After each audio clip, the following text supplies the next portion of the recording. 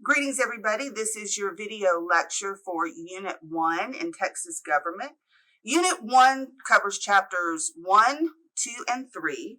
Chapter 1, we're going to be talking about political culture, the economy of Texas, the people of Texas. And then in Chapter 2, we're going to look at the Texas Constitution. And then in Chapter 3, we look at how Texas interacts with the federal government, our nationwide government.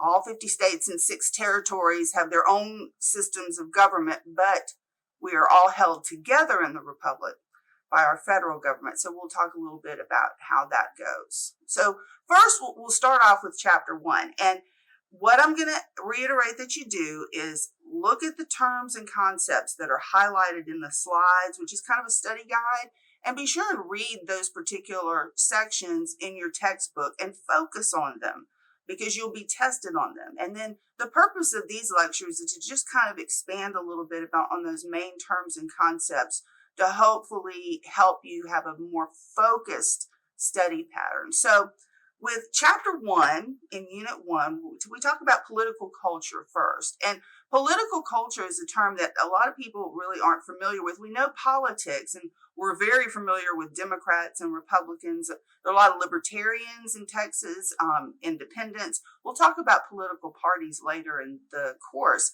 But for now, we're going to talk about political culture. What is that? Well, a lot of folks don't realize that how we interact with government has a lot to do with where we come from.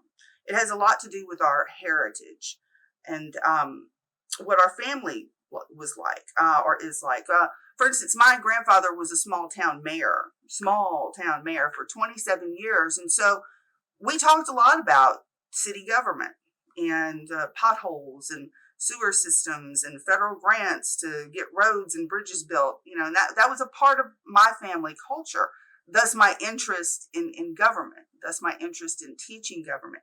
If you come from a family where there's not a lot of that talk at the dinner table, there's not a lot of prioritization of interacting with government, then you're probably going to be a non-voter. But that can change. Now, the textbook definition of political culture is just broadly held beliefs about what government's purpose is. And for the purpose of academics, we have 3 main ones. We have individualistic, that root word there, individual. This primarily is prevalent in Texas and in the Midwest, because individualistic political culture means that you don't really want government to take care of a whole lot. Keep the bridges up, keep the roads safe, do a little public safety work, but we're going to take care of this. And a lot of that really goes back to the pioneer days, when we started settling west and from Waco on up, Texas really, that part of Texas is really the Midwest. You didn't have 911 to call when your nearest neighbor was 100 miles away, or, you were under attack by Indians or bandits or whatever. So you had to figure things out on your own. You didn't have a Department of Public Works to call to dig a new well because your well went dry. You just had to dig your own well. So when you come from this type of culture, it affects how you view politics. These today usually align with the Republican Party: small government, low taxes, priority on business. Government's not there to step in and solve your problems. You've got to figure out how to do that yourself. So that's where the individualistic political culture is held today, mostly in the Republican Party. But then you also have traditionalistic political culture. And that root word tradition has a lot to do with the tradition of ruling. How were we governed for many, many years before the United States of America, the first real big democracy? Well, we had kings and queens and emperors and czars and warlords and chiefs. You always had, one person that was making the decision for a lot of others. And traditionalistic political culture exists today, in the deep South. It exists in South Texas a great deal. It comes from this notion that, we're just going to let somebody else make the decisions for us. We don't know. We don't feel like we matter. And these are usually non-voters. You can break out of traditionalistic political culture by becoming informed and figuring out how to interact with your government. And then there's moralistic political culture. The root word there is moral. And this kind of has its roots in the Northeast. The first settlers, the Pilgrims, and those that followed, all had a very religious view of community, that it was our duty to take care of our neighbors, to share. And they knew in these very young colonies in this new land that if they didn't help each other out, if they didn't share, if they didn't spread out the wealth, that there was no way that the colonies were going to be able to survive. So, if somebody's corn crop was destroyed, then you didn't just let the family die. Everybody shared their corn. If one family had a breadwinner or the head of household that broke his leg, then everybody else kind of helped the family. That was how you survive. And that kind of is held in the Democratic Party today, where there's a community and public services are there to support the common good. A good example would be healthcare. How can we all pay into a healthcare system so that everybody has access to quality healthcare? So that gives you a little bit of an idea of what political culture is. It's more than just a political party. It has a lot to do with who we are, where we come from, what our beliefs are. And I've always wanted to remind my students, or at least introduce the idea that when you insult someone's political ideology, whether they're Republican, Democrat, non-voter, or traditionalistic culture, basically you're insulting a lot more than their beliefs. It's something much deeper. So we need to learn how to talk a little bit softer and a little bit more understanding about how each and every person interacts differently with their government. In Texas, we're primarily an individualistic, traditionalistic political culture. Those folks in Texas who vote, majority at present, seem to be in the individualistic political culture. But Texas has one of the lowest voter turnout rates in the country. Sometimes we're almost last. We've gotten a little bit better, but not too much. And so there's a strong traditionalistic political culture in the state, meaning we have a lot of people who don't vote, mostly minorities and young people. We have a small section of voters in the state that pretty much make the decisions for everyone else. So in order to get a better idea of what government can do and what are our priorities as Texans, we really need to have more people voting. So those are some of the things to look out for as that relates to political culture. As far as Texas economy, we've changed a great deal in recent years. We were, and you'll hear me say this over and over again, we were primarily small farms.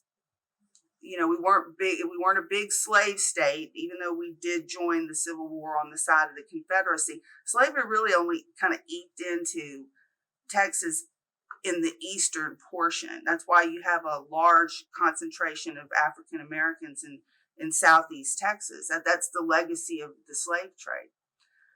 So we were primarily small farmers and ranchers. But as time has gone by, we've become more urban. A lot of the jobs now in Texas aren't in agriculture. They're still there, but not as many. I mean, just look at what's happened recently. SpaceX is moving to Texas. It's already been in South Texas, but I think the larger hub is moving to Texas. You've got huge corporations, Dell Computers, biotech, all kinds of big industry. And what does that do? That shifts population.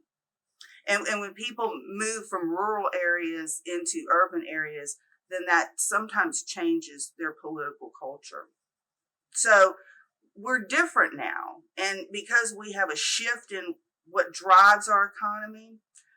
Oil and gas. Texas will always be a big oil and gas state, but as renewable energy becomes more of a priority, oil and gas tends to be stagnant. It's, we're never going to not be an oil and gas producing state, but we have much more in our portfolio of economic benefits and industry rather than agriculture and oil and gas. And that's kind of changed how we look.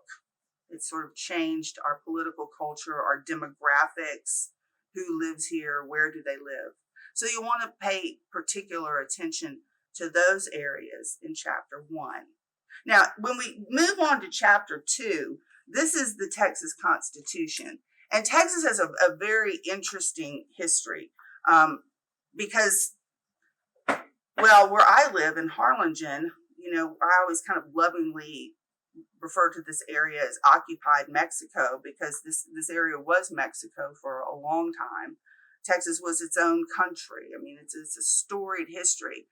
So when you read, I want you to read through your text and look at the different constitutions, just to kind of get a feel for where we've been and where we are today.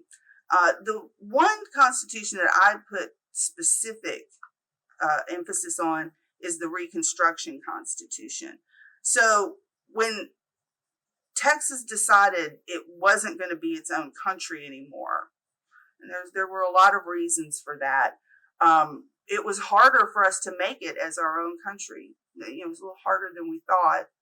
We had to compete with Mexico. We had to compete with the United States. I have a lot of students ask me, especially when I'd have my face-to-face lecture classes, well, could Texas be its own country? Sure. Texas could be its own country again. There's no doubt about it. We have all the economy driven by the border. We have a seaboard. We've got agriculture. We've got industry. We've got an educated population, all that good stuff. But just think, as we move into the chapter on federalism, about how we interact with federal government, think about this. If we became our own country, who's going to pay for Border Patrol? Who's going to pay for all the military installations and the public safety measures? Airports. Airports are a federal priority, a federal responsibility. And so all of a sudden, all of this assistance that we get from being a part of the United States of America goes away. Now, we can figure out a way to pay for it, sure. But our quality of life and how we view our tax structure and how we raise money and how it's spent would be very different. It would be very different, and it would probably be pretty hard. Now, after we join the Union, the time comes where the Civil War becomes an issue. Is Texas going to join with the Confederacy? Well, we didn't really have that many slaves here, but we joined anyway because it had a lot to do with, we don't want the government telling us what to do. We want to run our own state. I mean, we had been our own country for a while. It was kind of, hard for people to accept. And so we did withdraw from the Union, join the Confederacy, and then fought on the Confederate side. We all know how that turned out. The Confederacy lost. And that ushered in a period of Reconstruction. Okay, so this gets to that Reconstruction Constitution I brought up earlier. Reconstruction was a 13-year period after the Civil War where the South was basically being rebuilt. And then plus, the federal government had to ensure the safety of the freed blacks. And it had to ensure that the freed blacks could vote and were being integrated into the economy, and that slavery didn't pop up again. And, that was a tall order. But the thing is, the Texas economy, because we were small farmers and ranchers, wasn't really devastated and destroyed. We were very independent-minded as our economy went. Our economy wasn't destroyed, and we really didn't have that many slaves across the entire state. but yet we were still treated the same way the other Confederate states were that were devastated. Places like Louisiana, Mississippi, Alabama, whose entire social structure and economy relied on the agriculture benefit of large farming that was done by human slaves. And it wasn't really the case here. So it was a tough 13 years. And all of the power in this Reconstruction era in these states, these former Confederate states, it rested a great deal in the governor. The governor was sometimes even appointed by the federal government to ensure that people who fought against the Confederacy were punished, that people weren't trying to rebuild the slave trade, to try to protect the freed blacks. And in Texas, those Reconstruction governors, there was a lot of abuse of power. People lost public titles, land that had been in their family, businesses, this and that. So when Reconstruction finally ended and we were able to write our own constitution, and we could sit down and figure out how do we want this to look now? I mean, we're a part of the Union now. We're not our own country, but we get to form our own state government. And that's something to remember. States all get to form their own government that they believe it's structured in a way that represents the culture, the people, the dynamics of each individual state. So while the state governments kind of, they look the same in the big picture, are very, very different as far as their priorities go.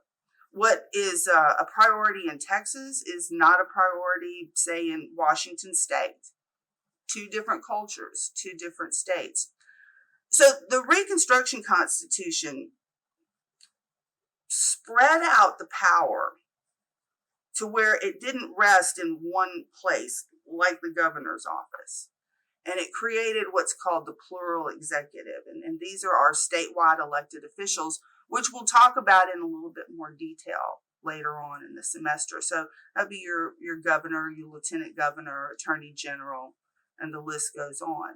And so each one of these members has a distinct responsibility for governing the state. And then it also created the legislature. And the state's legislature is where each one of us get to elect representatives and senators to specifically speak for us at the state's capital. That's where laws are made. Laws are made in the legislature and then are enforced by the executive. So we'll talk more about the structure of the legislature and how a bill becomes a law and more detail about the plural executive in our next unit. But for now, get a feel for the different constitutions. Focus on what happened during Reconstruction because it really had a big impact on who we are today as that relates to how our state government is kind of spread out. I'll give you a little hint of where we'll be going. The governor in Texas, the governor's office, not the person, but the governor's office in Texas is one of the weakest, meaning it has the least executive power in the country. And that's due to what happened during Reconstruction. That we did not want to have all this power vested in one person. And we wanted to ensure that people made the decisions, that it was up to us, Texans, voters, to make those decisions. Unfortunately, in Texas, because of our low voter turnout, we have a very small population of reliable voters. That's why maybe, depending on where you are, what your political culture is, you may sometimes wonder, especially if you're a young person in Texas, why is government doing some of these things? This isn't what I want. Well, that's because a lot of young people and a lot of minorities don't vote. And therefore, the decisions are being made in the legislature are being made by people who voice their opinions, who vote, who are active. So if you are dissatisfied with your government, look in the mirror and ask yourself, have you been participating? So those are some of the things to look out for in chapter 2, okay, of unit 1. And then our last chapter in unit 1 is the one entitled Federalism. And this is Texas and the federal government. And read through this, but here's the main concept. Here's kind of what I want you guys to get out of this. Remember, 50 states and 6 territories in the Union. Okay? All of them different. All of them with their own state governments. All of them with different cultures and priorities and economies. You know, what's good for the voters in Washington state rarely is going to be good for the majority of voters in Texas. Okay, so how does this work? All right, well, federalism is a form of government where you've got one strong central government that recognizes regional governments. Okay, so our federal government is that strong central government. And the states and the 6 territories are the regional governments. So how does this work? States can make their own laws, but they cannot make any law or enforce any regulation that opposes the Constitution of the United States and all the federal laws it entails. I'll give you a simple example, and this is one that all Texans can identify with. You know, we're a very gun-friendly state, okay? So the Second Amendment to the Constitution, we all know what that means, is you have the right to bear arms. There's a little more to it than that, but that's what we remember, okay? And so in Texas, because of our culture, because of our heritage, because we're a big state with lots of places to roam and hunting and fishing in the sense that we're a very gun-friendly state, very independent, very individualistic. Okay, and so great, you have the right to bear arms. We have the right to bear a lot of them in this state. We have some of the most lenient gun laws in the country. Now, if you go up to New York State, it's a very different story because the culture is different, the population is different. Most of the population of New York State is centralized in the New York metropolitan area. And you've got people on top of people living in this very concentrated place. And so the legislature, not one politician, not one political party, but the legislature in majority voted to limit ammunition, to make it very difficult to get concealed weapons permits. Handguns are very, very hard to get. Because those in that culture, in that state, in that population, with their public safety concerns, is very different. And New York has a lot of hunting in upstate, so that you can get, you know, rifles and ammo for the rifles and this, that, and other, but it's the handguns and it's the concealed weapons permits that are a little different because you have that huge concentration of people in the New York metropolitan area. No state's legislature could pass a law saying we're banning guns. Like, you know, maybe take Washington State, Hawaii, you know, some of the more moralistic, maybe more liberal states. Their legislature could pass a law that says, okay, on April 15th of next year, everybody's got to go drop off their guns in the football stadium in their community, or in the high school gym in their community. And then that's the law. Well, the NRA and all kinds of public interest groups, which we'll talk about later in the semester, are going to flip that because it's unconstitutional. You have the right to bear arms, and a state's legislature cannot take that away. So federalism is this. It's when the federal government passes a law, it's applicable to all 50 states and 6 territories. Take gay marriage, same-sex marriage. It was the summer of 2015.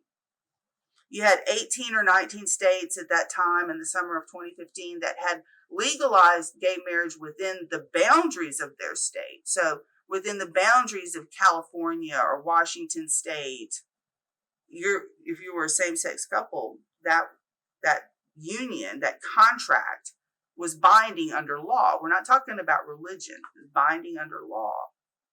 And this started to create some complications because you had almost half of the states supporting gay marriage. And so it took a Supreme Court decision, said, we got to normalize this. And the decision was that contract, that legal contract, not the religious aspect, but the legal contract that binds two people that want to intertwine their lives that way, was going to be recognized in all 50 states and 6 territories, regardless of what the culture of each state dictated. Abortion is another. Abortion was made legal in the country by a Supreme Court decision called Roe v. Wade. But states can decide how available abortion will be. In some states like Mississippi, Arkansas, I believe, is going through some new machinations with their state legislature about making it very limited, the circumstance in which that procedure can be offered. But then you have other states, and again, I use Washington State a lot because I lived in Seattle for about 3 years. I was working for University of Washington, not teaching at that time. I was in administration. But, so I know a little bit about the culture up there, which is very different than Texas.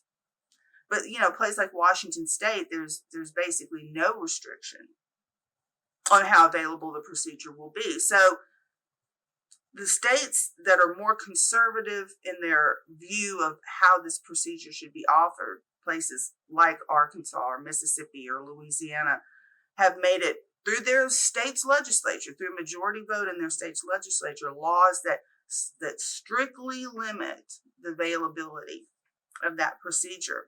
Other states' legislatures have just said, it's legal, and that's that. States can do that. They can cater to their own populations, but they cannot oppose federal law. Okay, so that's the basis.